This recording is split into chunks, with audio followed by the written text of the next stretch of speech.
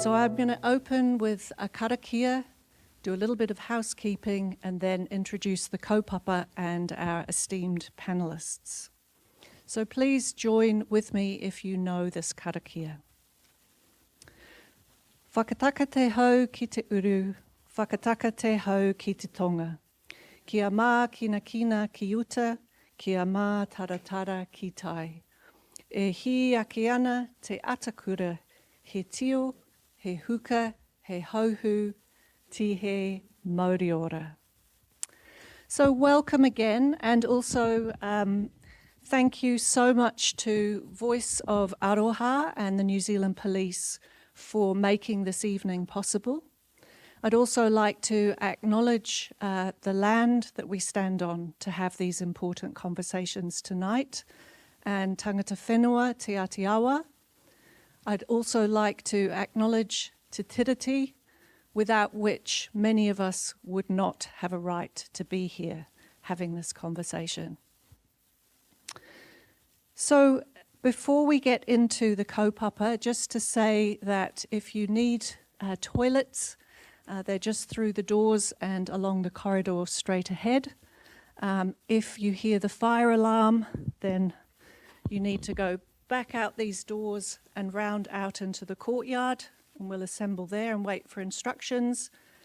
If we have an earthquake, then drop, cover and hold onto these chairs that also move. But just get down low and protect your head. Okay, so today we are here to talk about building bridges, and particularly about confronting hate and fostering community unity. So the panel discussion brings together a number of people who work in different capacities as leaders, as family members, as researchers, academics, and many of our panel actually wear multiple hats all the time. And we're going to be focusing through a series of questions and reflections on how we foster constructive dialogue that inspires collective action. So we're aiming tonight to amplify the diverse voices that are represented by our panelists, but also by you here in the room, share some best practices, and cultivate empathy and understanding. Hopefully we all leave tonight feeling better informed and more able to help support initiatives building resilience and activities that reject hate and embrace unity and diversity. So, we're very fortunate tonight to have 5 very knowledgeable, very sensitive, very caring people. And I emphasize that because the conversations that we're having aren't conversations that come from the head alone. They involve all of us and our hearts. And knowing what all of these panelists do with their time and their energy, they combine their head and their hearts in their actions and their initiatives.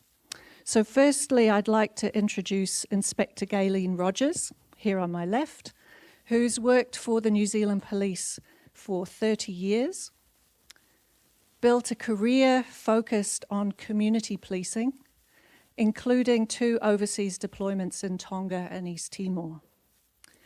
And she's now working with the team responsible, she was working with a team responsible for establishing neighbourhood policing teams and led the development of the first police online reporting forms. And currently, and what I'm hoping we're going to hear more about tonight, is leading the program Te Raranga, which is focused on training police staff to recognise, record and respond to hate-motivated crimes. So welcome, Gaylene. The second panellist is Rehanna Ali. And Rehanna has been a very active member of the local Muslim community based out of Kilbirnie Mosque, was a founding member of the Islamic Women's Council of New Zealand, and a long-term participant and supporter of the New Zealand interfaith initiatives. She's currently a member of the Wellington Interfaith Council and has a background in law, including Islamic Sharia, and Rehanna has spent the last 2 decades working in the field of international development. She has a particular interest in issues related to gender equity, community development and diversity, and I love this bit, kept optimistic by an ongoing study of Islamic spirituality. We need spirituality and we need optimism. So welcome, Rehanna. Moving along the panelists here, we have Dr. Arif Ali. And Arif is Hazara, born in Pakistan with grandparents from Afghanistan. Arif is a former refugee living here since 2012, and he's been working in education, public and community sectors. He's currently working at English Language Partners as a centre manager, covering Porirua, Hutt and Master Regions. Master Regions? Masterton. Typo. Anyway. Arif is part of Afghan and Pakistan community groups across Aotearoa, New Zealand, and engages with government and non-government organisations. And he believes in a diverse, inclusive, safe and multicultural Aotearoa, New Zealand. Welcome. Then we have Parminder Kaur. Is it Kaur? Yeah. Who is a community engagement advisor. And Parminder is a keen advocate for diversity and inclusion, working across various spaces to champion equity for wahine, youth, disabled people, ethnic and faith-based communities, and the rainbow community. She holds a BA degree in political science, international relations and Chinese, and is currently studying intercultural communication. Passionate about political and community engagement, working with diverse communities to identify and remove barriers that prevent people from engaging in democracy. And Parminder is particularly interested in using language and communication as tools to facilitate meaningful dialogue. So welcome, Parminder. And last but not least, Dr. Sara Salman. And Sara's research focuses on structural and political violence. Sara's studied the relationship between state and citizen in late modern Western democratic regimes. And I had the pleasure of going to her recent book launch, The Shaming State, very important work examining the erosion of social rights and the political use of shame against people in need. And Sara argues that shame exacerbates the decline of social solidarity in neoliberal Western regimes. So she researches also terrorism and extremist violence through the lens of cultural criminology and critical social theory, and has written about a range of different groups and connections between gender and extremist violence. So it's very good to have you here too, Sara. Thank you. So what we're going to do is I'm going to ask particular panelists some specific questions, and they will have a limited time to respond, which will focus their minds and hearts and energies. And then I'm going to open up to a little bit more of a sort of panel response to some later questions, and then we'll move back to you and your questions. So if something comes up as you're listening, please make a note of your question, and we may be able to come to it at the end. I'm also going to try and be quite a rigorous mistress of time, because we want to make sure we have enough time to hear from everyone. So, with that, I need to put on my glasses because I'm not getting any younger. And I'm also going to set my stopwatch.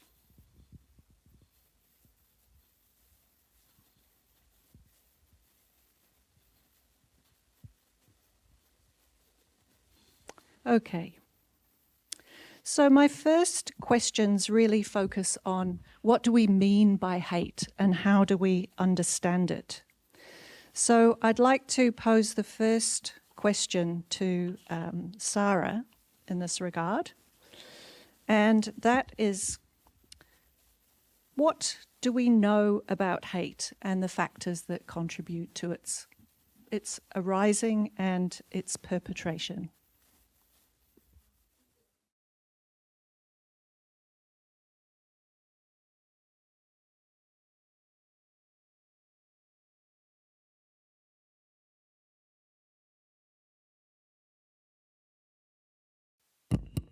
All right, there we go. So in terms of how we start to see the perpetration of hate, I'm particularly interested in how we start to see action rather than just a feeling or an emotion. And what we know in terms of the kind of expressions of hatred that we would see in New Zealand or in places like the US, which is where a lot of the case studies I do come from, particularly if you think about things like hate crimes or expressions of extremist violence, they tend to come out of individuals or groups who feel a kind of what we call an aggrieved entitlement. So there is an experience of loss that they go through. It could be, losing a job or losing a partner, or it could be an experience of even a large-scale experience like an economic recession or like a mass employment that then is reinterpreted or re-explained to them as being the result of somebody doing something to them. Or losing, or sort of being reinterpreted as losing something that they were entitled to. And so, we could all have grievances about things, but when people become entitled, that's when you start to see expressions of hostility against others. And sometimes the grievances can have like a real material foundation. So we can talk about people losing their jobs during a recession. We can talk about men feeling like they don't own the public spaces like they used to back in the day, quote unquote, we can talk about pluralism or multiculturalism as kind of presenting a challenge to monocultural spaces. So people can feel loss, and that's you can see where that's coming from, but the difference is that the interpretation of the loss is what matters, right? So people, rather than thinking of these changes as potentially being progressive changes or good social changes, they see these changes as acts of dispossession, that they'd have these things taken from them, and so therefore they start to lash out. And you can see that being articulated, in offline spaces, but I know in recent debates, we're talking now about this idea of like people kind of congregating online and engaging online, and a lot of hostile discourse or conversations. We know, for example, that a lot of the kind of violent manifestos that exist out there that have provided the basis for violent attacks circulate online and galvanize people. So there's definitely an element of that existing online as well. And what's really interesting about seeing these things happening online, what we know is that particularly if you think about young men becoming radicalized in online spaces, what's really interesting is that it could be that these young men are experiencing a grievance. So they could be feeling, for example, an experience of being bullied in school, and they go to spaces where there is extremist language or rhetoric, and then they become radicalized into extremist thinking. And so for me, what I'm really interested in is intercepting the grievance so that they don't go and hang into these spaces and then start to kind of give a political shape to their losses that then could result in, acts of violence. Hopefully that answers the question.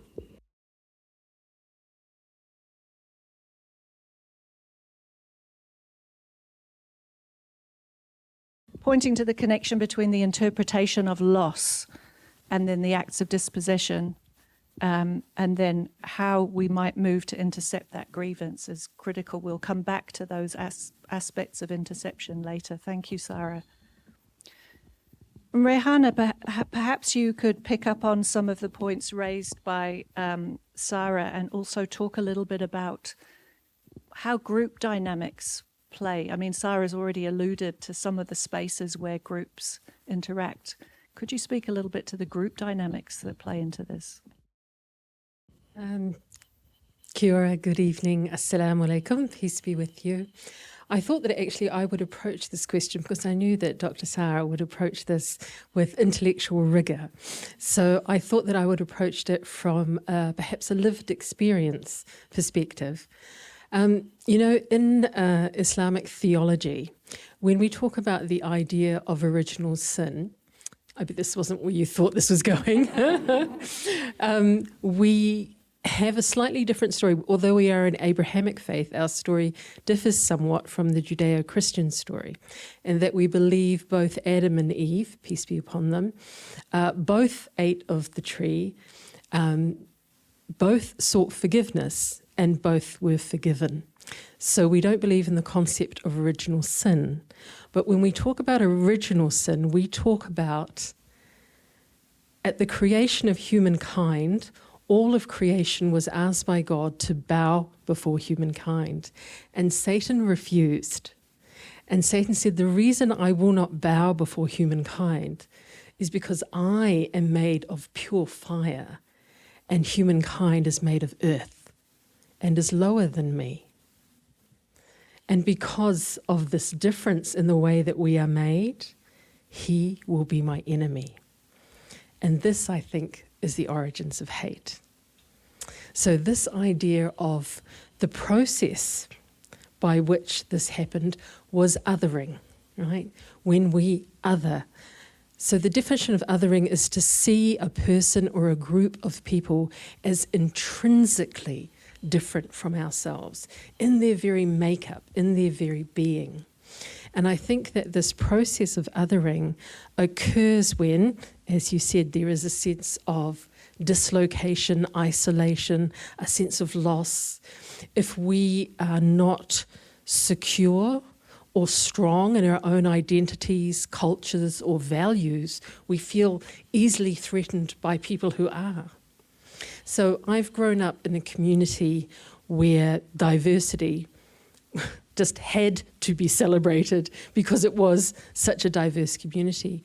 We have approximately 70,000 people in the Aotearoa Muslim community, but we have 62 different ethnic groups. So I learnt very early on that diversity is not a problem that we need to solve, but a richness that we need to utilise. The ways in which I feel to bring it, to go from a very, wide spiritual principle right down to a very specific example in Aotearoa, New Zealand. There was, many of you will be familiar with the New Zealand Attitudes and Values Survey, which is a longitudinal study originally based out of Auckland University that really attempted to do a study of how New Zealanders' attitudes and values changed over time. And because we're New Zealanders, one of the questions we asked was not who do you hate the most, we asked who do you feel the least warmth towards? And every year, I think it was over a period of 8 years, the response was Muslims, which was really odd because at the time we were 1.3% of the population. So it's not like people had a really awful Muslim neighbour or a really terrible colleague at work or someone at school. They'd actually, most of them had never met a Muslim, but they were the people that they felt the least warmth towards. And the academic who presented those findings was actually here in Victoria University, said that this showed a direct correlation between people's attitudes and the way in which Muslims were portrayed in the mainstream media. This was one of the key ways in which hate and fear were disseminated. So people didn't meet Muslims, but every night at 6 o'clock on the TV news, a whole group of Muslim ideas and the way in which Muslims were portrayed came into people's lounges.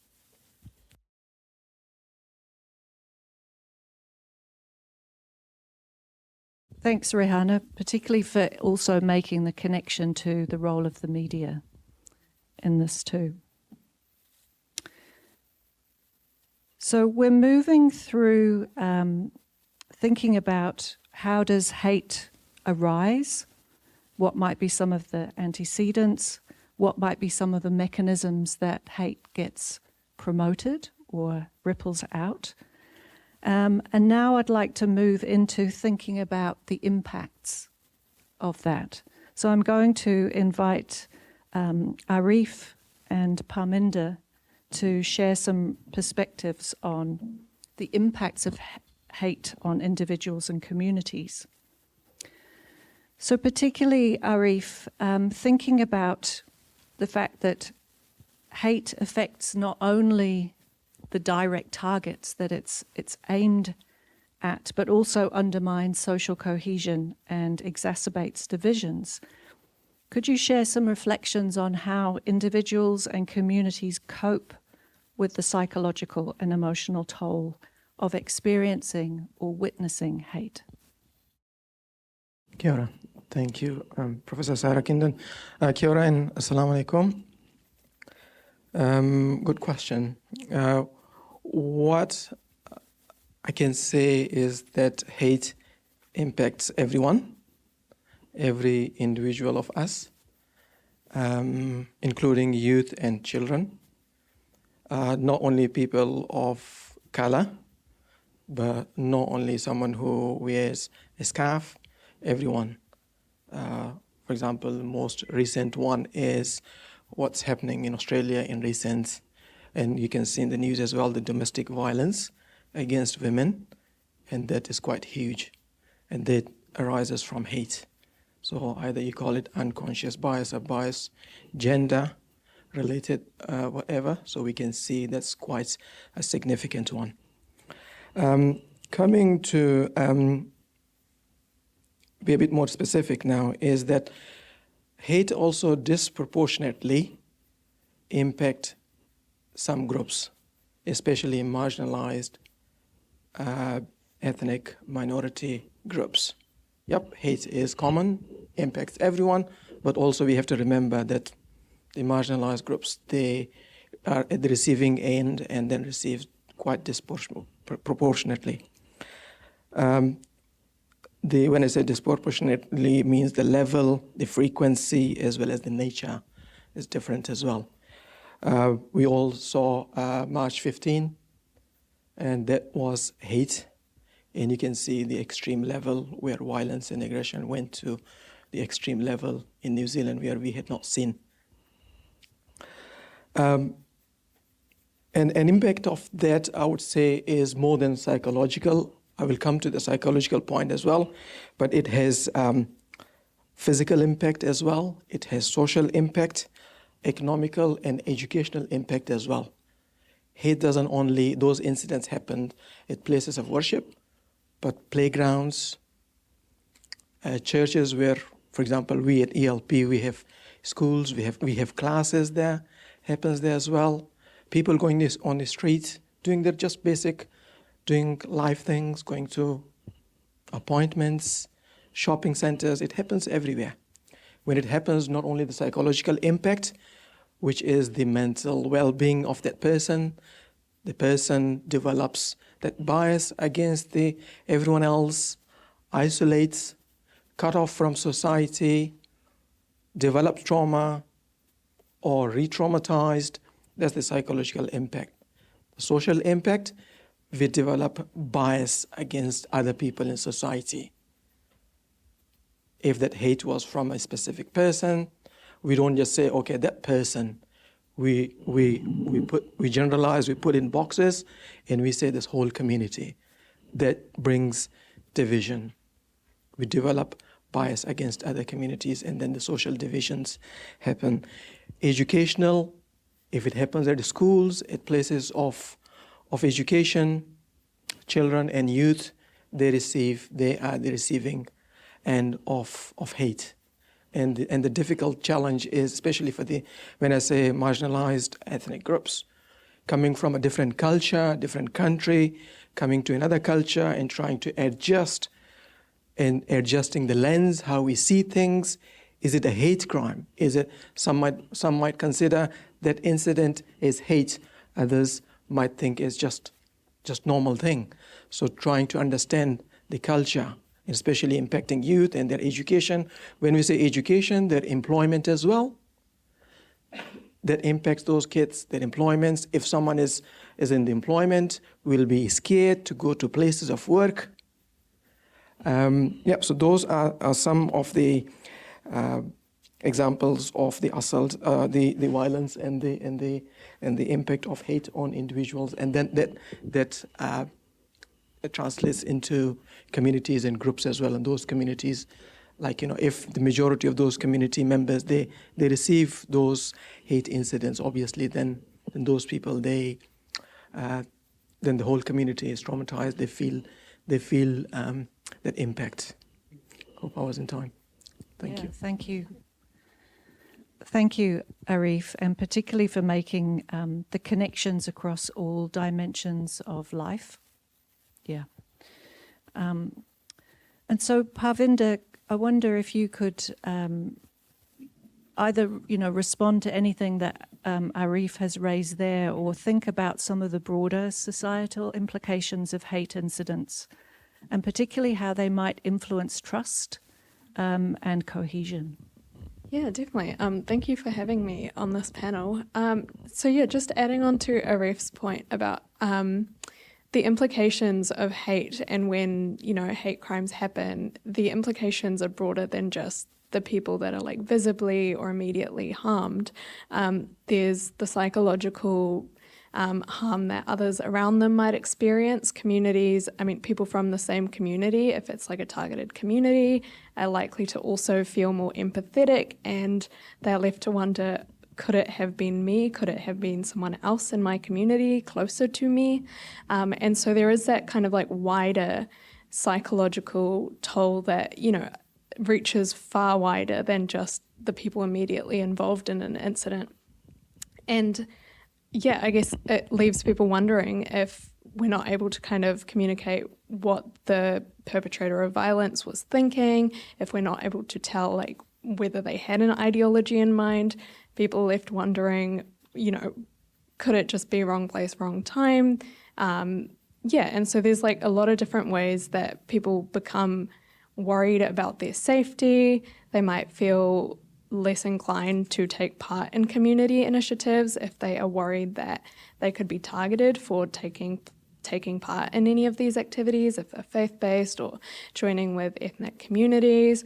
Or recently there's been a lot of hate against trans community. They might feel like they don't want to associate or don't want to come across as like belonging to that community, which is obviously terrible because that's a part of who they are. There's these far-reaching implications around safety and communities feeling vulnerable. And I think the response to the incidents is really important, because the response is the thing that validates for these communities the response that they will get and whether they will feel safe. And so all of these things about how the government is responding, how authorities are responding to provide that safety immediately to these communities, it all creates a long-lasting kind of like, I guess, like trust or lack of trust with these people and how they're responding. If the government fails to provide safety, people are not going to trust them. People are going to be like, if you weren't there when we needed you, why would we trust you in other instances? And so that initial response is really important, or I suppose like being able to build the community up around people and allies playing a huge part in supporting affected communities as well. So I think that kind of like wider support response is really important in making sure people feel safer and feel like they can be who they are, feel like they can participate in society without being scared of their own safety. Yeah. Thank you, Parminder. Very, very clear. And I think also provides a beautiful segue into that whole concept and practice of allyship. And you said the initial responses are very important. So how people respond to any incidents of attack or violence born by hate helps to either build trust or undermine trust. So that leads us really beautifully into hearing from Inspector Gaylene in terms of what the New Zealand Police's response has been to hate.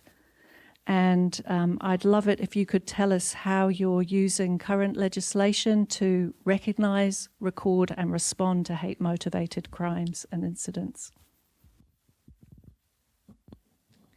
Thank you. And I've actually sat here and I've been writing furiously because I'm learning lots too. So thank you, everyone.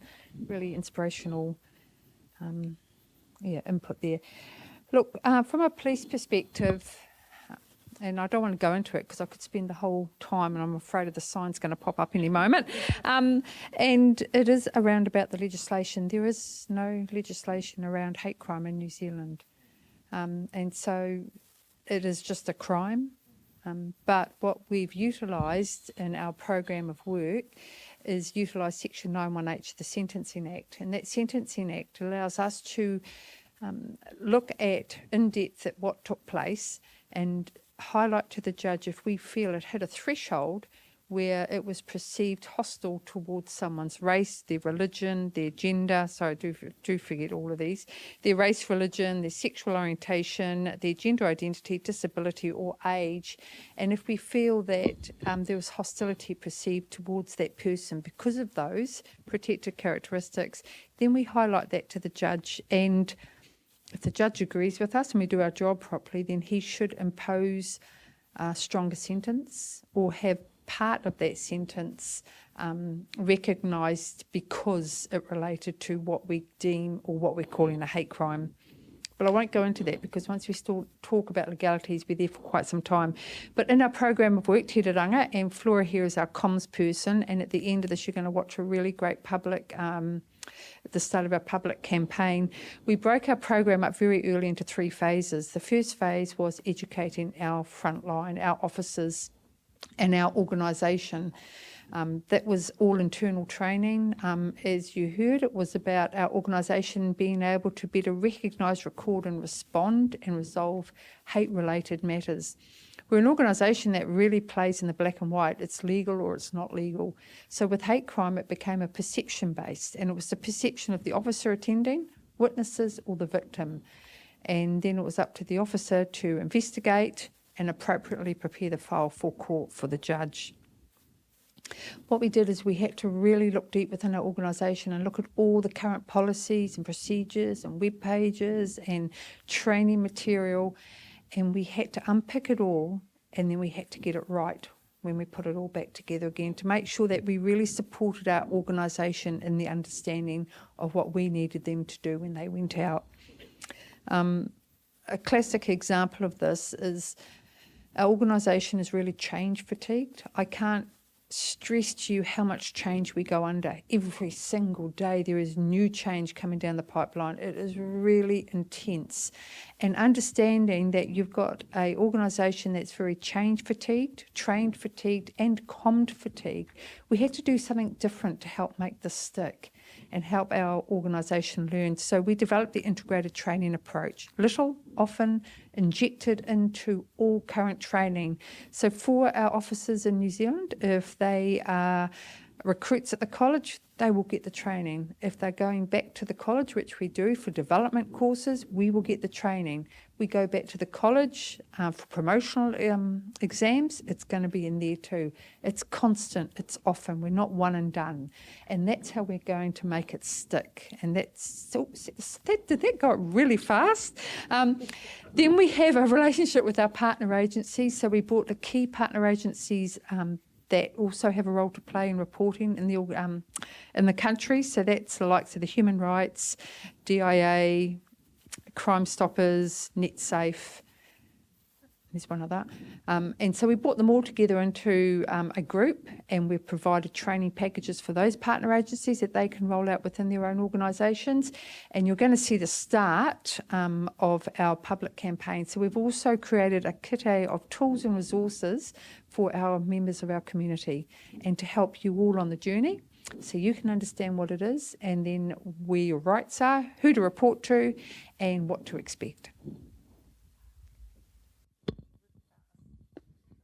Really fast, but really clear. Yeah, that's great. And what I'm hearing is that even though the police are, as you said, change fatigued, trained fatigued, commed fatigued, that you're still doing this work, you're still committed to this work, both internally and through partner agencies and with the public. So that takes us into the next part of this discussion, building out of the positive commitment and the work that the police are doing into wider considerations of what can help counter hate and what can build and promote more tolerance, more dialogue, and more empathy. So I'm going to come back to all of the panelists, and just ask them, and this is like a popcorn, so, whoever grabs the mic, you get 3 minutes, and then pass it on. Really what I'm asking is what roles can education, community engagement, and intergroup dialogue play in terms of fostering more respect and empathy? And also, if you want to, think about the role that media and technology might play. So who would like to kick off? I can start while I've got the microphone. And I'll start on the technology side of it. So I think education plays a huge part in countering, radicalism. It kind of, especially now when a lot of younger people are on technology, are using it and kind of have the world at their fingertips. They've got all this knowledge, this 24-hour media cycle. Everything that's happening is, available immediately. People know about it. I think that needs to go hand in hand with stronger education around how to use technology. I feel like we grew up in a generation where we were really excited about all the technological advancements that were being made and didn't really stop to think about how we should actually be creating safeguards, I suppose, for younger people on how to use these platforms safely. And so there's a lot of younger people and anyone on social media or, following these platforms that are exposed to a lot of different ideologies, a lot of different ways of thinking, and it's so easy to get stuck in an echo chamber where you get comfortable with some views that you think reflect your own, get deeper into that ideology, and before you know it, you're kind of on the extremist side of thinking, and you might not even realize it's happening. And so I think that education around using these platforms is really important, to prevent that kind of slippery slope, I suppose, to radicalization. And I also think community plays a huge part in supporting people and kind of maybe pulling them out from that echo chamber. And so that social cohesion and community plays a huge part because people get to know some of the people, like Rehanna was saying earlier, where people have these ideas about a certain community that they might not have even interacted with or met with, but they're exposed to all these ideas and then they kind of think, yeah, of course this community, acts in this way, and kind of go down this road of perpetuating beliefs that they might have started with, and now they have very deep entrenched beliefs about that community, despite never having any interaction or actually meeting a person and getting to know what the reality is. So definitely communities for people, social cohesion and education.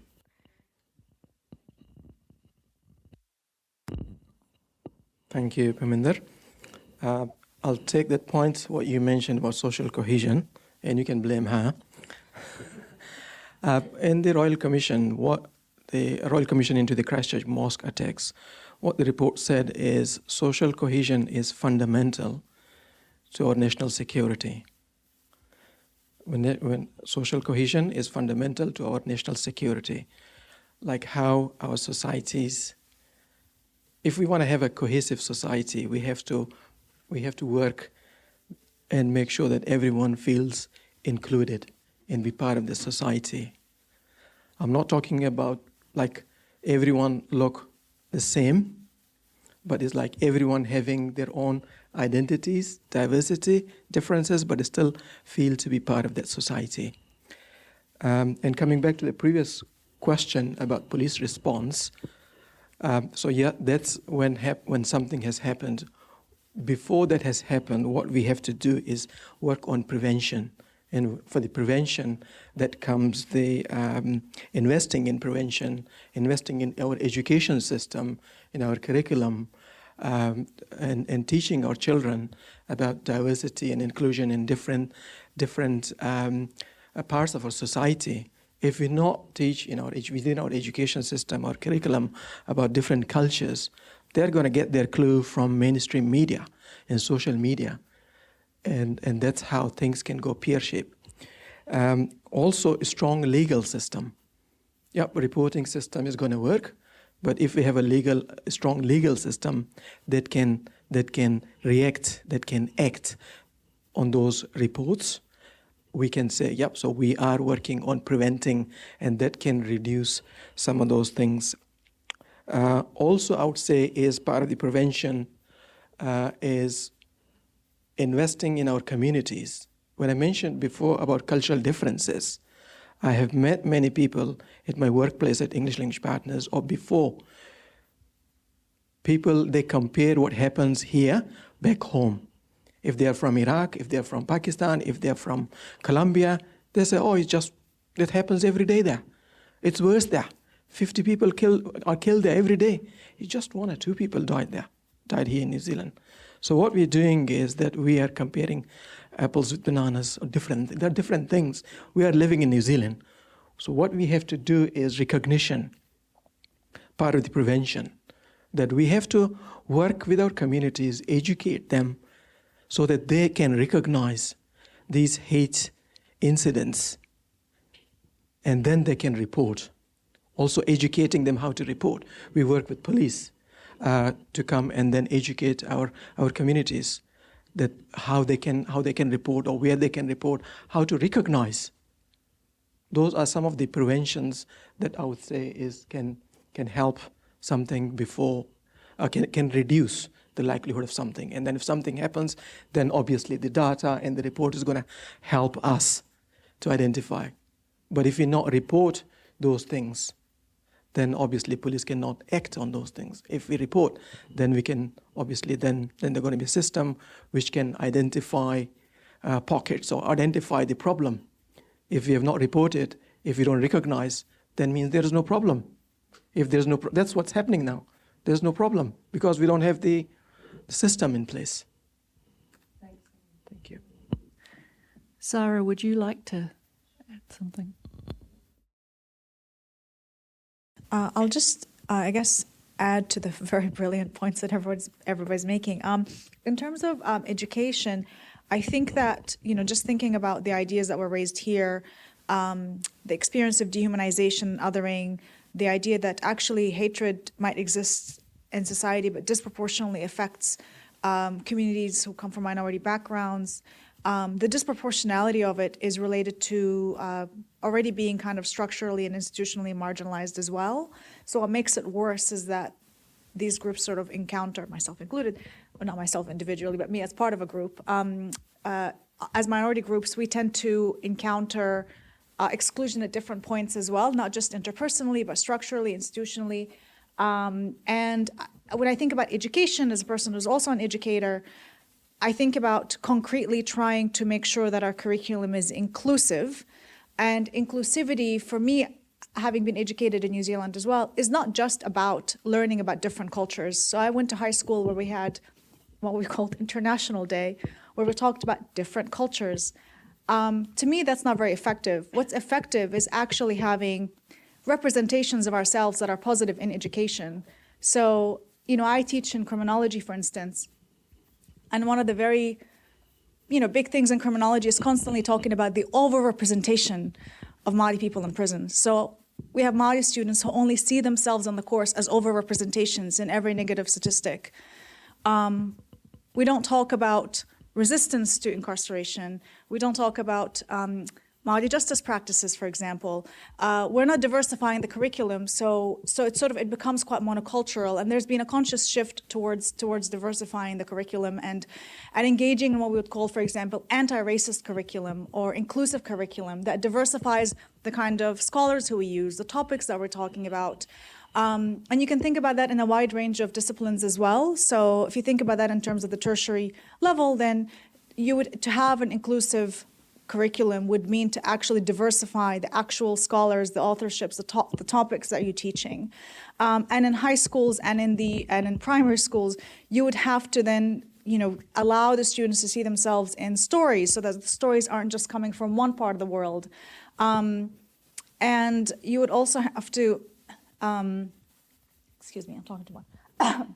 You would also have to train and retrain our educators who might come in with their own biases. And that's good for everybody. So it's good for the students who might feel excluded, but it's also good for students who come from dominant cultural backgrounds. It's good for everybody to have an inclusive education, because that does increase things like social cohesion and social solidarity. It improves outcomes for students. It removes the chilling effect that you're talking about, where people who come from minority communities might feel unsafe to be who they are. It removes all of that.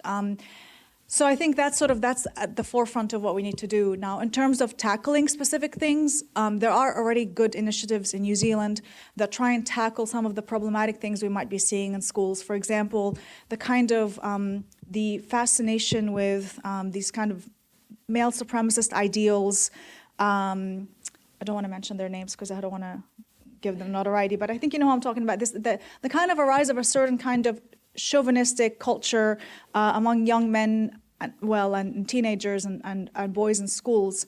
And one of the working groups that's been kind of working with that is it's called Talking Masculinities, which has also gave a couple of seminars here too around how to talk to young men about masculinity in a way that challenges the kind of stuff that they see online, the very kind of chauvinistic, hateful stuff towards women, the anti-LGBTQ stuff that they see, but they talk to them in a way that doesn't necessarily immediately shame and blame, but it talks to them in a way that allows them to recognize that what they're saying is actually very problematic. So they do things like sort of a kind of what we would call a Socratic method, right? Asking them questions. Well, why do you think that? And could you tell me more about this? And as the boys are kind of talking it out, they realize that actually it's not, it's problematic, it's not right, it's incorrect. So there are these kinds of initiatives that could be targeted towards that, which would intercept the kind of securitization, because we don't want to securitize everybody, right? We want to be able to intervene before it gets to the point where these people could actually be a danger. We want to make it easier for New Zealand police. We don't make the job harder. So we want to intervene before the crisis, and I think these are good initiatives to do that. Thank you. Thanks, Sara. Sounds like you're talking about lots of courageous conversations and upskilling people about how to do that.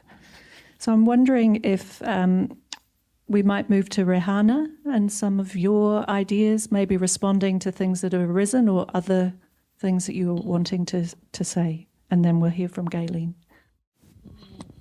Thank you. I was thinking actually about the ideas of countering hate. You know, it's such a mammoth task. And I was thinking about it on an individual level and a communal level. And, you know, individually, there's this principle in the Quran which says, good and evil are not the same. Repel evil with something which is good, and one who is your enemy will become your intimate friend. So how do you counter hate? You become more loving and compassionate. It sounds so easy, right? It sounds like such a beautiful principle. The genocide that's happening in Gaza at the moment has made me so aware of how difficult this is, how necessary it is to have discernment of one's own heart, to prevent rightful anger from becoming hatred, right, in one's own self.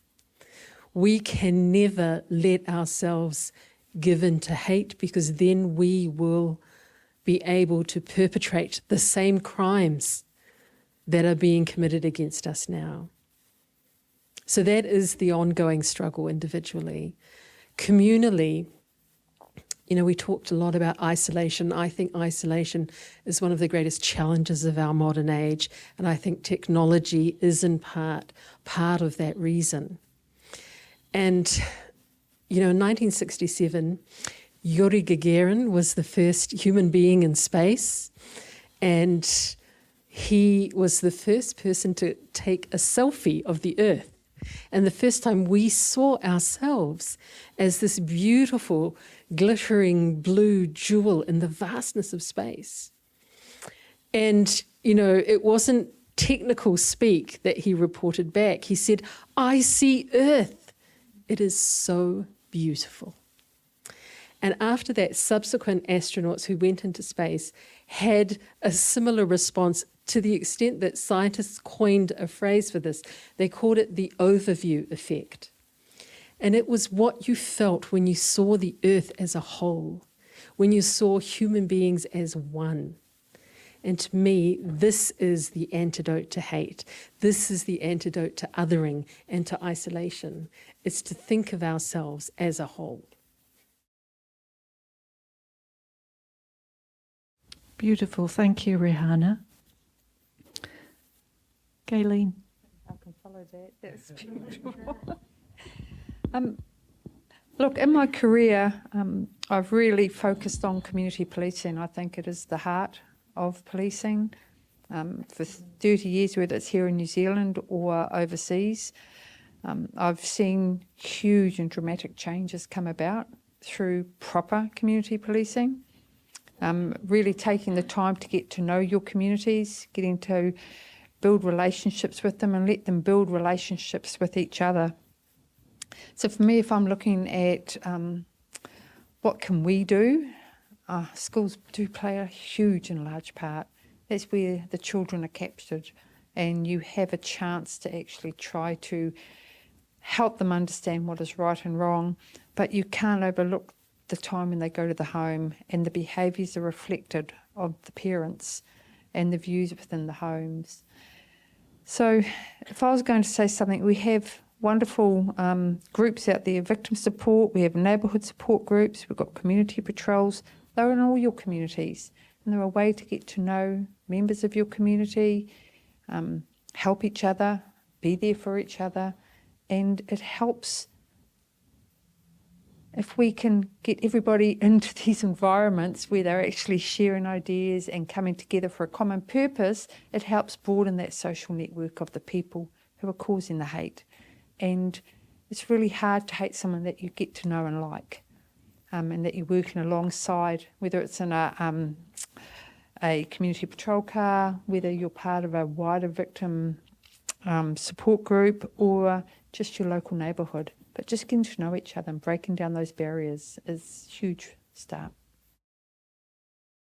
Thank you. And I guess that's part of what we're about tonight, in a way, is getting to know each other better, hearing diverse perspectives, and then hopefully taking some of the insights and the wisdom out into conversations with others. So we're moving into the last part of the evening in terms of putting the panel to work. And we're shifting now into thinking about how we build resilience and we empower communities. So particularly thinking about what it means to build resilience. We hear a lot about resilience, but what does that mean in the context of hate and extremism? And Gaylene already started to talk a little bit about this, but what kinds of support systems and resources are needed to empower individuals and communities to resist hate and to promote inclusivity and diversity? So, yeah, thoughts on resilience and resistance and relationship, please. Who would like to start? Great. I think for me the important thing is you're going to watch a video at the end of our talk here, and you're also going to get a link to a website which is packed full of tools and resources to help our communities. For me, the first thing is to know when it's happening to you, is to see it and understand when it's happening to you, and then be able to report it. And it might not be a police matter. Our website helps guide you to the right agency to report what's going on. We also link you to the community into wonderful tools and resources to help with like the DIA, NetSafe, bullying, all these other things that can help give you ideas and ways to help combat what's happening and help your families and help your children. And I've also got to say, I heard earlier in the conversation where if you don't report it, we can't support it. And it was a little bit of a mantra that we got going. Police can't attend every single job that gets reported to us. I can tell you that now. When you're in a busy car, you could be spending your whole 8 to 10 hour shift just going from one family violence matter to another family violence matter. And it's not that you don't want to get to everything, it's just that you have limited tools and resources and you have to balance the calls that are coming in for your service. But by reporting it, what you're doing is you are showing us what's happening. I think it was explained beautifully here by another panel member. That actually allows us to start seeing the trends and what's happening in our communities, where it's happening and when it's happening. And with that knowledge, we then have the likes of Phil here, who's sitting here not in police uniform and hiding in the group, belongs to the community and our Iwin community group, and they're in every district. They can start looking at this and helping to work within those communities and helping to unpick what the problem is and look at group solutions. So if I can give any message, it's just to report it. Let us know what's happening, because if it's not reported, we don't know. Thank you. Anyone else want to share some thoughts about building resilience and resistance?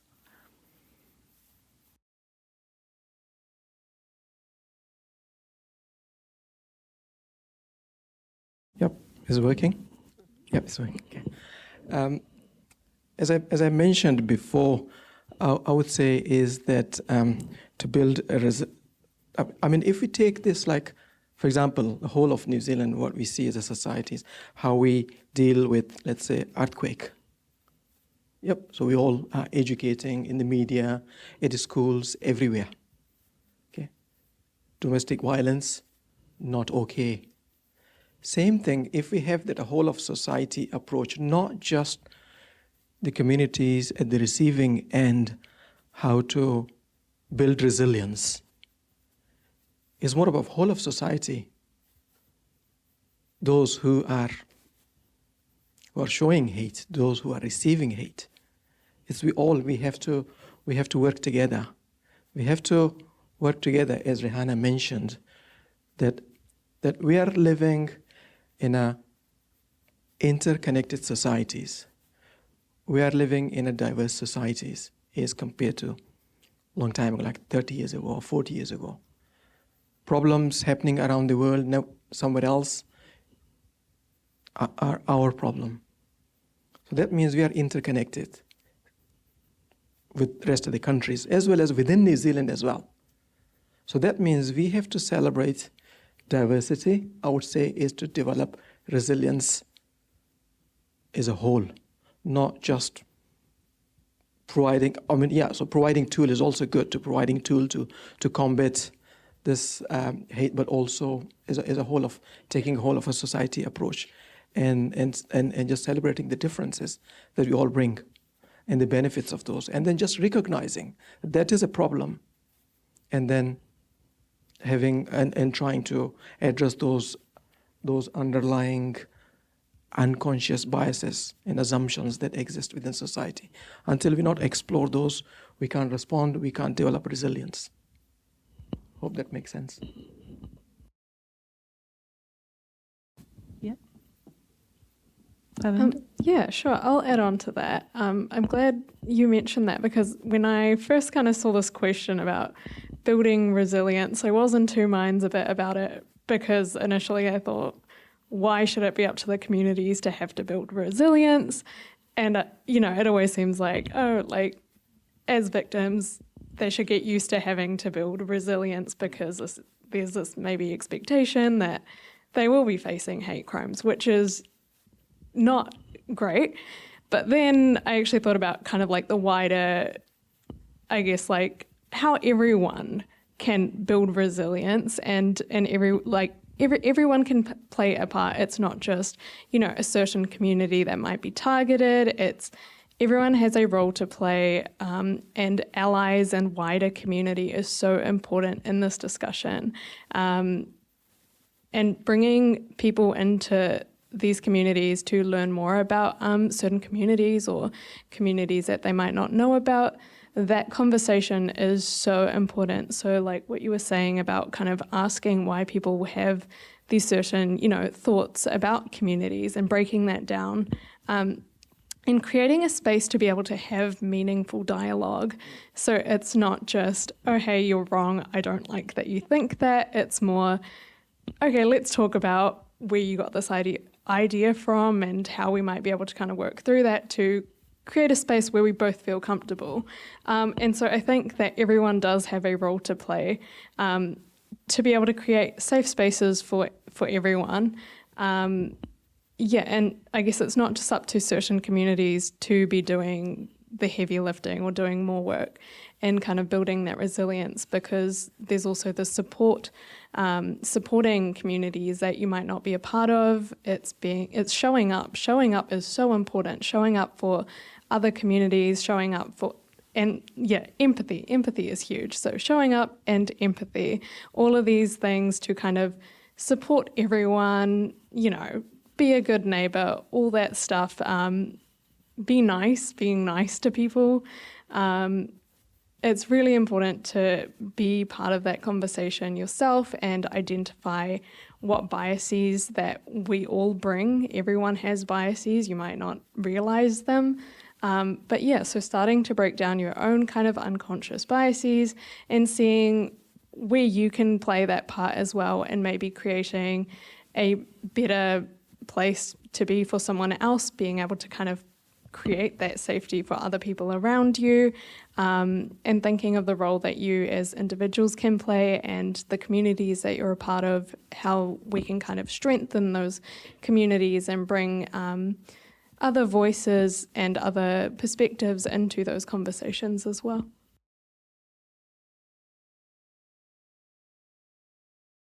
I also don't like to talk about resilience like that because I get really annoyed about the idea that communities have to be resilient.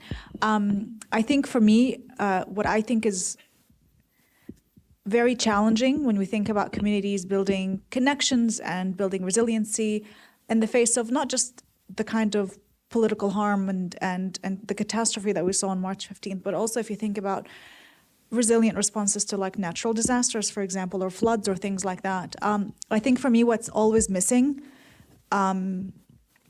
is that we don't have, and this is not just in New Zealand, but in other societies that have similar sort of modes of governance, we don't have a government that's as invested in our social well-being as we should. So I think, for example, about the kind of issues that arose during the COVID-19 pandemic, for instance, where we saw outbreaks in communities where there was like overcrowding in housing, right? And that was presented in the media as a lifestyle choice. And because it was presented in the media as a lifestyle choice, then we saw this huge backlash against these communities.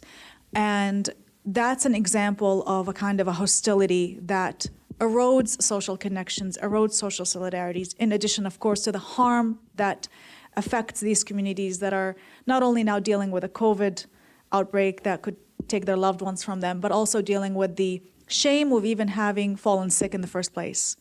And what should have, the conversation should have been, well, why is there overcrowding? Why are the houses not warm? Like, these are questions that that show structural government neglect, right? This is a long-term problem that has been going on for a while. And, but of course it wasn't, when you think of something like that, you would think, yes, that definitely negatively affected the community, but actually we also saw a good community response to that, which was that members of the community rallied together to help the families that were affected. So we are already actually living in a world or in a society where communities are doing the most, really, given the lack of government presence in the social sphere. I think about examples, for example, like Cyclone Gabrielle, where we had not enough communication from the government after the floods, people kind of feeling a bit confused, and people feeling very insecure as well. And so there was these, for example, rumors that were going around about gang activities and things like that were stoking up fear, despite the fact that the government agencies, including the police, were saying, actually, that's not really what's going on, and we're increasing the police presence, you don't have to worry. But that's a very clear example of a moment of vulnerability, a moment of loss, people losing everything, that can easily be transformed into a hostility against a group.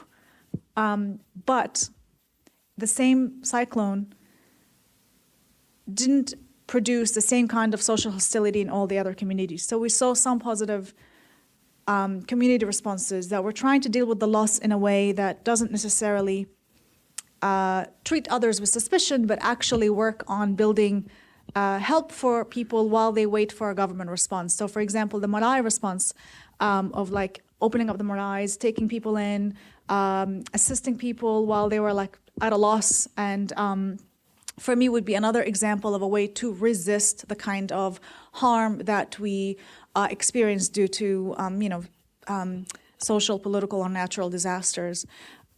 I don't want to overstate it, because I still think that the government still has a big role to play in making sure that that our social well-being is there. But I also just want to highlight it, because I don't want us to despair, is sort of why I wanted to end on that, yeah. Thank you very much, Sara. And lastly, Rehanna. Yeah, thinking of ideas around resistance and resilience, and picking up on what all my fellow panelists have said, I was thinking about after March 15th. We as a community had some decisions to make. And what happened on March 15th, on that day, we were just reeling. It felt as if the earth was moving beneath our foot, and we just couldn't find our footing anymore. And we know that it wasn't just for us. This was something that we experienced as a nation. And we were working very closely with the police, and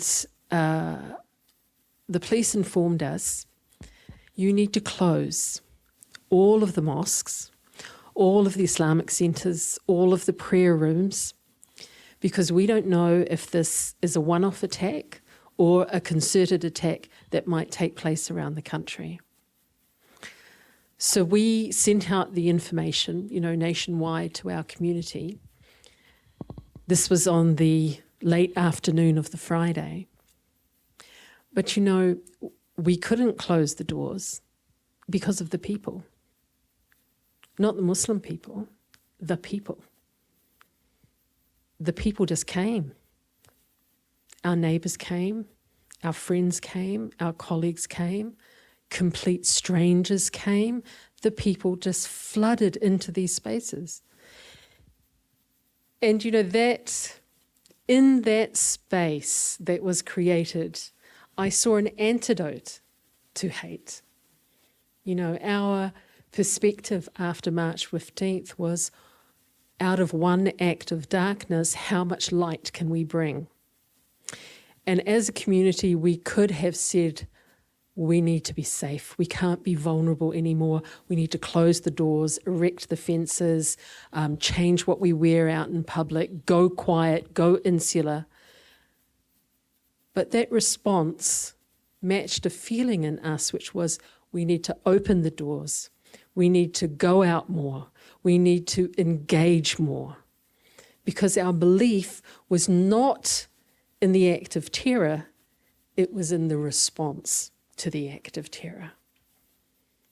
And that's really where our hope lies. Since then, we established the Centre for Peace and Dialogue, whose mandate really was just to engage with government, all of government, engage with civil society, all of civil society. Because without those two elements, within 2.5 weeks of March 15th, our country banned semi-automatic weapons. I was so proud of our country. You've seen other countries overseas that have suffered even worse events, have not been able to achieve this. But the only reason we did it, there had been a Justice Thorpe report languishing for 10 years that suggested exactly the same thing, but nothing happened.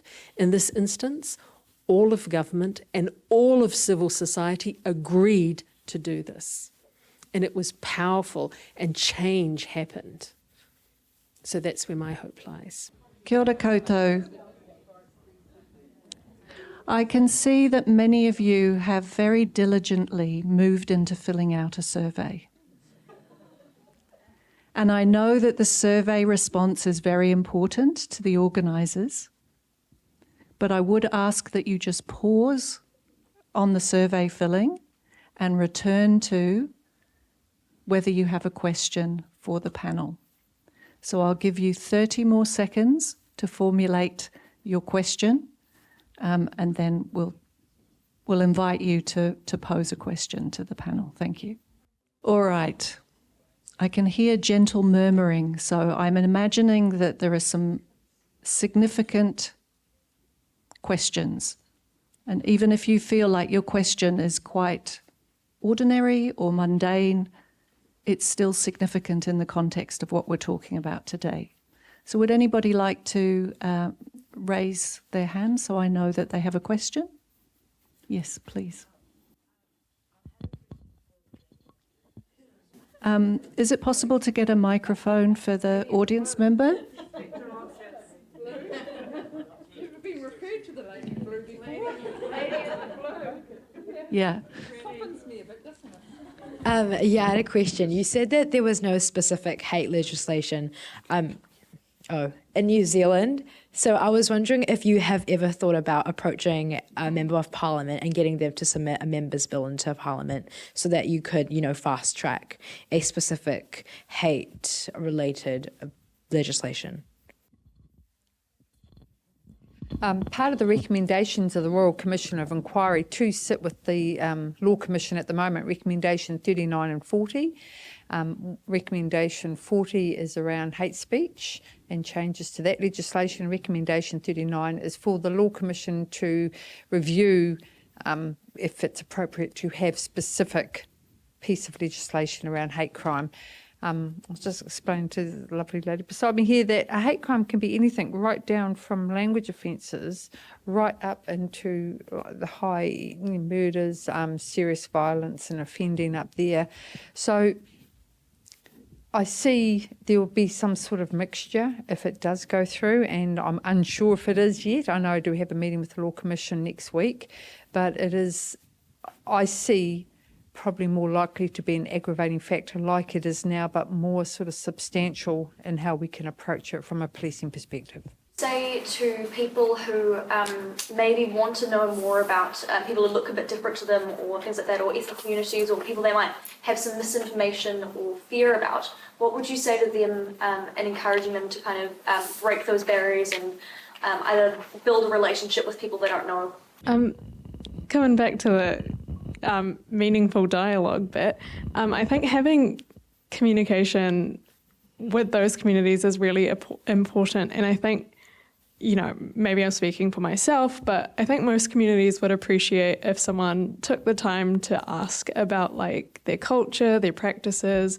If you're like, hey, why do you do this thing that you do? Can you tell me more about that? Or why do you celebrate this, occasion, or what this certain thing, why it's significant? I think people will be more than happy to share about their identity or their culture or their beliefs if they know that the person is genuinely interested and willing to listen. I think the willing to listen part is really important. If you're genuinely like interested to know, and it's not just oh yeah, you're just listening, so then you can kind of use that against that person and be like, yeah, use that in a way to then discredit the community or devalue them.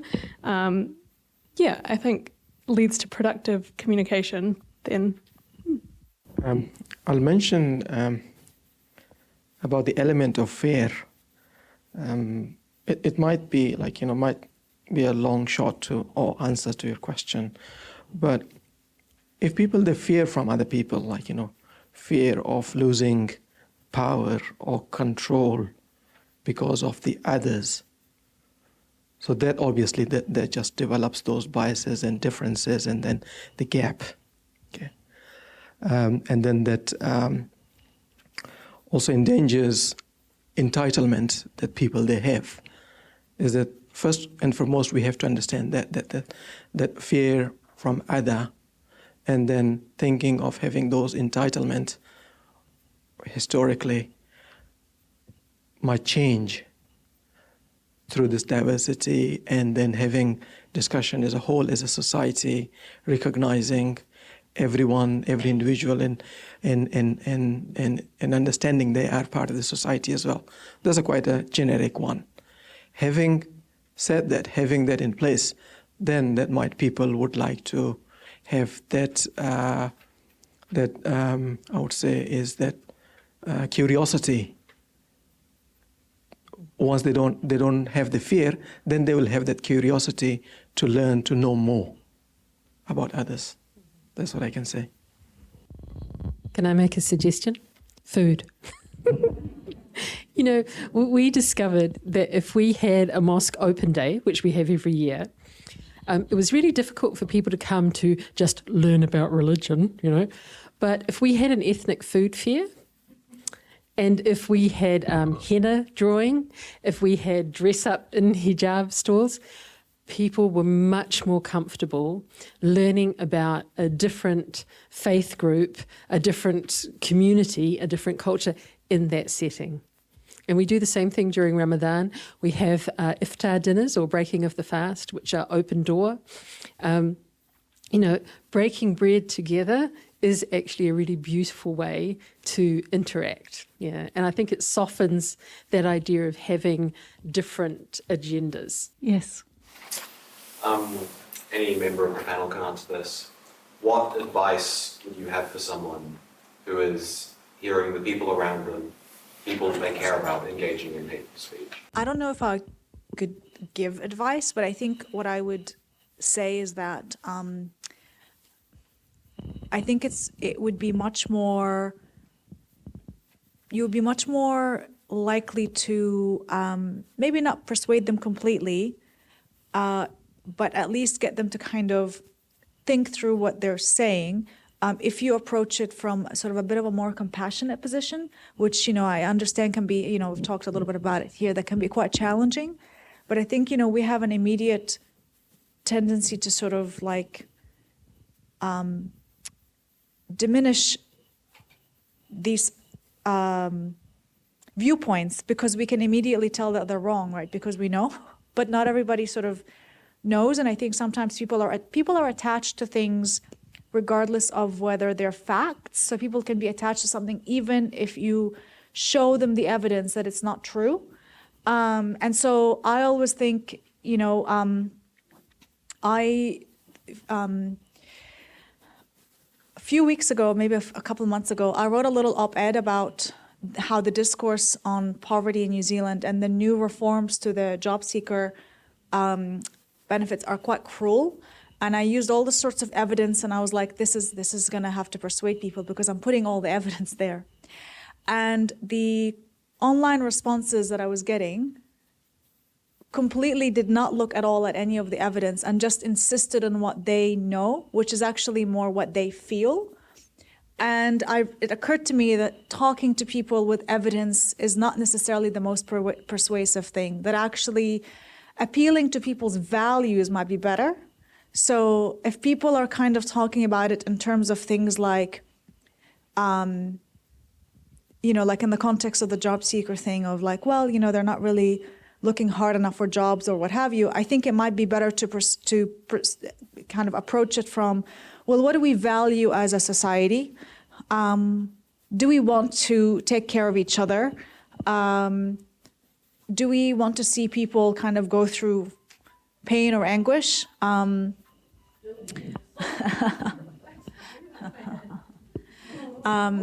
What do we think about economic crises, for example? What do you think about something like an economic depression that might cause a lot of unemployment? So getting people to think through things to disarm them a little bit and without necessarily diminishing what they believe and having them arrive at that conclusion in their own terms. It can be tricky if, I'm not an expert on this, but it can be tricky if what you're describing is a conversation with people who might be older than you or who might have more authority in your life. It can be difficult to have these kinds of conversations. This is a total non-answer, I'm sorry. But I would argue that you can talk about it and talk about it in terms of values and beliefs rather than facts, because facts don't persuade people in the same way. People believe very strongly, and it's very difficult to kind of get them to break that down. But I think maybe somebody else could give a better answer. I think I concur. Be gentle but persistent. I'm really dating myself now, but 30 years ago in New Zealand, you could smoke anywhere you wanted.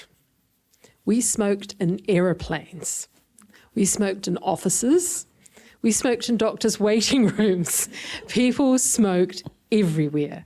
And this wasn't just, an emotional addiction, it was a physical addiction. How things have changed. Attitudinal change takes time, but if you're persistent about what is and is not socially acceptable, it works. Thank you so much for all of you sharing your insights. My question is, there's a lot of communities, we come from different backgrounds, and sometimes we come from the same country, that both communities, we are against each other. And I have to tell my story, how I can talk about those historical issues. And the real story that I face is a part of my lived experiences, but now it could be countered or be translated into different for my other fellow who is from same community. How we will safely can also have my manner, my freedom to speak about my lived experience that faces because of this member of that community. But the time of 80s, 90s, and we both are living in a country that we call it home. So how we can have this dialogue, these topics that do not impact them and also do not impact me to hide my story or change it because of not hurting their feelings. How we can do this? Just a thought, because we face this within our own community. We have people, significant portion of our community are migrant and refugee. Many of them are coming from war trauma backgrounds. And it can take decades to hear people's stories. In some ways, we see this with our Sunni and Shia community within the Muslim community of New Zealand. And if you were to say to me, Rehanna, the Kilburnie Mosque, is it a Sunni mosque or a Shia mosque?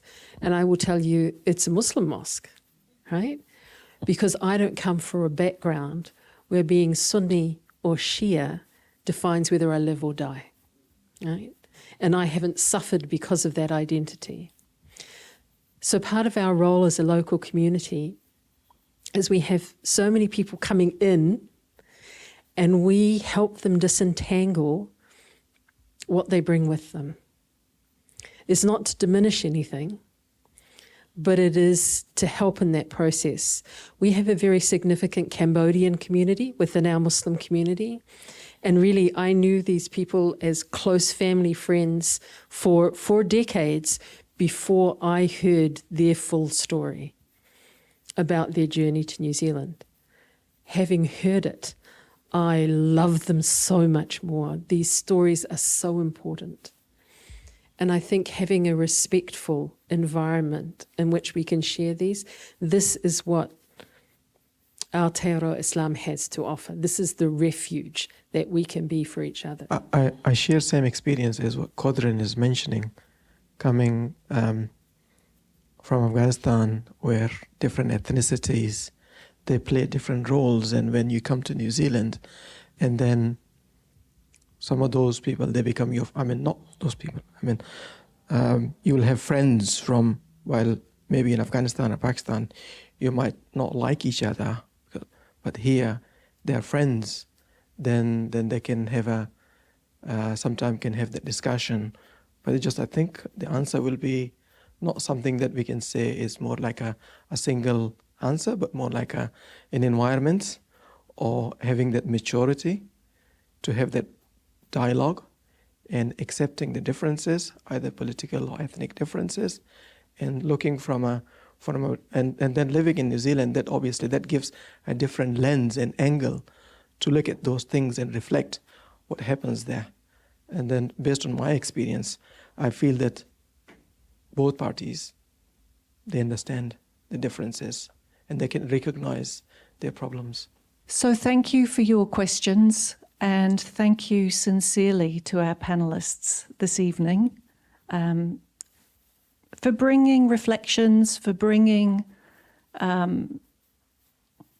considerations from far and wide, actually. I was thinking about the fact that we journeyed into the human heart and discernment between righteous anger, not tipping, rightful anger, not tipping over into hate.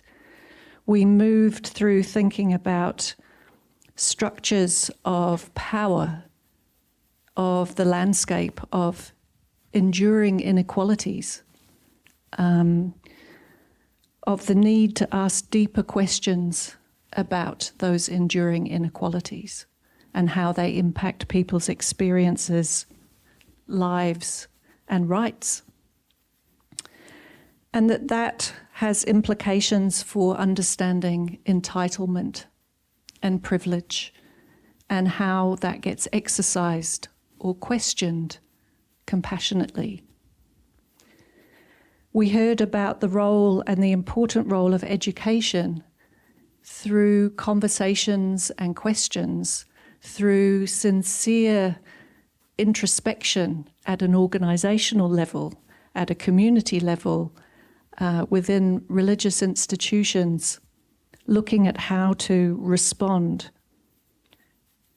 We heard about the importance of not only relying or valuing education and broadening curricula or engaging people from different walks of life and different cultures through careful, open, curious questioning, but also about the importance of sidestepping that altogether and just having food, or listening to music, or sharing stories, and the power of stories. Because it's through those elements that we begin to really think about interconnection. And that was another big thread that I heard about the importance of everyone having a role to play, of showing up as allies, as people who stand alongside, who bear witness, who give space for people to speak their truth and their stories. And that through these acts, what I was left with was the image, and I'll just leave this with you to take away before we formally thank our panelists, have a karakia, and then we'll play the video while we're having some more food and drink to think we'll be uplifted by the video. What I was left with was thinking about encountering hate. We need constant processes of agility and mobility. And what I mean by that is we started by thinking about these very fixed, bounded communities where people just hear the same things, or people become fixed and rigid out of fear. Whereas what Rehanna did by taking us to the moon and back was basically saying, if we zoom out and we recognize we are all connected and we are all part of this whole thing, this whole messy, beautiful reality that we call life on this planet, then we can see our interconnections. But we can't just stay there, because we have to keep zooming in to our heart, into our relationships, into the difficult spaces of intercultural, interfaith, interpolitical conversations and dialogue. So I'm going to leave you by asking you all just to think about dancing, thinking about moving, thinking about being agile in how your heart beats and how you respond to others, given all of the beautiful insights, the wisdom, and the experience of our wonderful panel this evening. So, can you please join me in thanking our panelists here, and then I will formally close.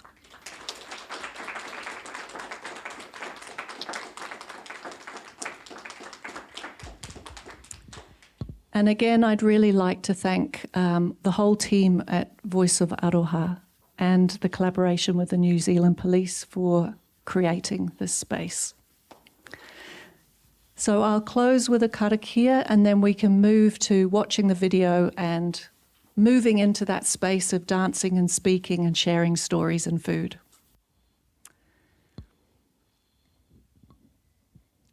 Pō hihiri, pō rarama. Pō e te whakaro, pō o te tangata, pō o te aroha, te pō o here nei a tātou, mauri ora ki a tātou, homie, hui e, tai ki e. Thank you.